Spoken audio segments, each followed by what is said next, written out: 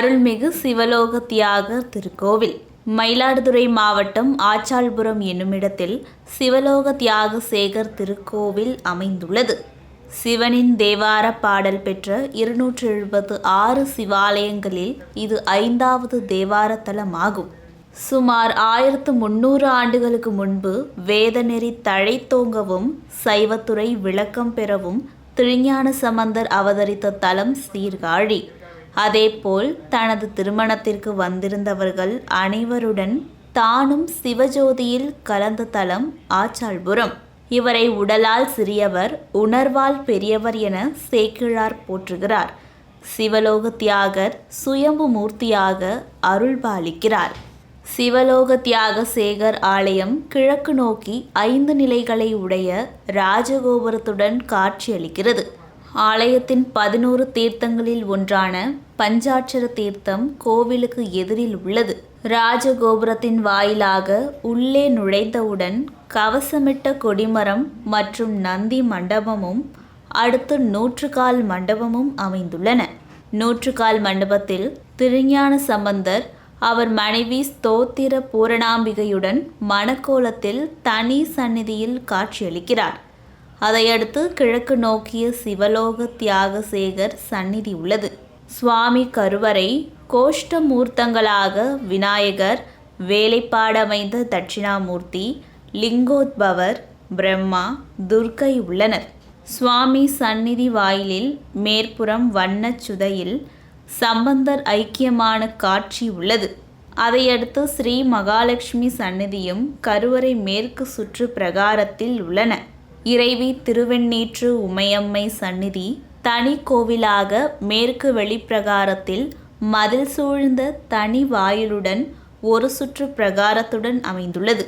திருநீலகண்ட யாழ்ப்பாணர், முருகநாயனார், திருநீலக்க நாயனார் ஆகியோர் இத்தலத்து இறைவனை வழிபட்டுள்ளனர். திருஞான சம்பந்தர் திருமணத்திற்கு வந்திருந்தவர்களுக்கு உமையம்மையே நேரில் வந்து திருநீர் அளித்ததால் அம்பிகைக்கு திருவெண்ணீற்று உமையம்மை என்ற பெயர் ஏற்பட்டது. இறைவியின் சந்நிதியில் குங்குமத்திற்கு பதிலாக திருநீறுதான் பிரசாதமாக வழங்கப்படுகிறது. இதை பூசிக்கொண்டால் பெண்களுக்கு மாங்கல்ய பாக்கியம் நீட்டித்திருக்கும் என்பது நம்பிக்கை. வருடந்தோறும் வைகாசி மாதம் மூலம் நட்சத்திரத்தில் சம்பந்தரின் திருமண விழா நடக்கிறது. திருஞான சம்பந்தர் தன் பெற்றோரின் விருப்பப்படி திருமணம் புரிந்து கொண்டு தம் மனைவியுடன் சுற்றம் சூழ திருநல்லூர் பெருமணம் ஆலயம் வந்து இறைவனை துதித்தார். கோவிலில் பெருஞ்சோதி தோன்றி ஒரு வாயிலையும் வகுத்து காட்டியது. சம்பந்தர் தன்னுடன் வந்த சுற்றத்தாரையும் அடியார்களையும் சிவசோதியில் கலந்து முக்தி அடையும்படி கூறினார். சிலர் நெருப்பு சோதியை கண்டு தயக்கமும் அச்சமும் கொள்ள சம்பந்தர் அவர்களுக்கு நமச்சிவாய மந்திரத்தின் மேன்மையை கூறி காதலாகி கசிந்து கண்ணீர் மல்கி ஓதுவார் தம்மை நன்னெறி குய்ப்பது வேத 4னும் மெய்ப்பொருளாவது நாதன் நாமம் நமச்சிவாயவே என தொடங்கும் நமச்சிவாய திருப்பதிகம் பாடி தம்முடன் வந்தோரையெல்லாம் அஜோதியில் புகுமாறு சொல்லி தாமும் தன் மனைவியுடன் ஜோதியுட் புகுந்து இறைவன் திருவடியைச் சேர்ந்தார். சம்பந்தருடன் சேர்ந்து திருநீலகண்ட யாழ்ப்பாணர், முருகநாயனார், திருநீலக்க நாயனார் ஆகிய 4 நாயன்மார்கள் ஒரே நாளில் ஒரே இடத்தில் முக்தியடைந்த தலம் என்ற பெருமையும் இத்தலத்திற்கு உண்டு. இத்தகைய சிறப்புமிக்க சம்பவம் நடைபெற்ற பெருமையுடைய சிவஸ்தலம் திருநல்லூர் பெருமணம் சிவலோக தியாகசேகர் ஆலயம். ஆச்சாள்புரத்திலிருந்து மிக அருகில் உள்ளது நல்லூர் என்ற கிராமம். இந்த நல்லூர் கிராமத்தில் இருந்து தான் சம்பந்தர் திருமணத்திற்கு பெண் அழைப்பு நடைபெற்றது. இந்த நல்லூர் கிராமத்தில் உள்ள சுந்தர கோதண்டராமர் கோவிலும் பார்க்க வேண்டிய இடமாகும். இக்கோவில் மிகவும் பழுதடைந்த நிலையில் உள்ளது.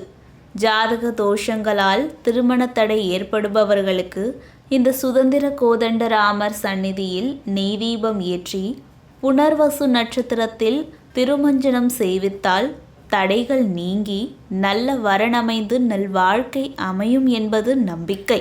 பெரிய பிரகாரத்தில் உள்ள திருமதிலில் 3 பக்கங்களிலும் கல்வெட்டுகள் காணப்படுகின்றன. உட்பிரகாரத்திலும் வடக்கு பிரகாரத்தின் உட்சுவரிலும் காணப்படுகின்றன. 1981 அரசாங்கத்தார் அவைகளுக்கு நகல் எடுத்து போகிறார்கள். தஞ்சை ஜில்லா கெஜெட்டியர் 254, 255 பக்கங்களில் இவ்விடத்தில் ஆங்கிலேயருக்கும் தஞ்சை மன்னன் படைகளுக்கும் 1749 ஒரு பெரும் கடும் போர் நிகழ்ந்ததாகவும் அதில் லாரன்ஸ் என்பவர் இக்கோவிலை கைப்பற்றுவதென்ற தீர்மானத்தில் இருந்ததாகவும் இக்கோவிலை காப்பாற்றும் கருத்துடன் அங்கிருந்த பிராமணர்கள் கோவிலின் உள்ளே இருக்கும் புனிதமான இடங்களை அழித்துவிடாமல் இருக்கும்படி வேண்டிக்கொண்டு திறந்துவிட்டதாகவும் குறிப்பிடப்பட்டிருக்கின்றன. இக்கோவிலின் சுற்றுச்சுவர்களில் சோழ மன்னரில் விக்கிரம சோழன், 3ஆம் குலோத்துங்கன், 2ஆம் ராசராச தேவன், 3ஆம் ராசராசன் இவர்கள் காலங்களிலும் பாண்டியரில் மாரவர்மன், திரிபுவன சக்கரவர்த்தி, பராக்கிரம பாண்டியன் காலத்திலும் வெட்டப்பெற்ற கல்வெட்டுகள் இருக்கின்றன. இக்கல்வெட்டுகளில் இறைவர், ஸ்ரீ கைலாசமுடையார், திருப்பெருமணமுடைய மகாதேவர், திருப்பெருமணமுடைய நாயனார் என்னும் பெயர்களால் குறிக்கப்பெற்றுள்ளார். சிவலோக தியாகரை தரிசித்து செல்லும் பக்தர்களின் வாழ்க்கையில் தரித்திரம் நீங்கி முக்தி கிடைப்பது நிச்சயம். இங்குள்ள ருணலிங்கேஸ்வரை வழிபட்டால் கடன் பிரச்சனைகளிலிருந்து விடுபடலாம். சுவாமி அம்பாளுக்கு வஸ்திரம் அணிவித்தும் கோவில் திருப்பணிக்கு பொருளுதவி செய்தும் நேர்த்திக்கடன் நிறைவேற்றலாம்.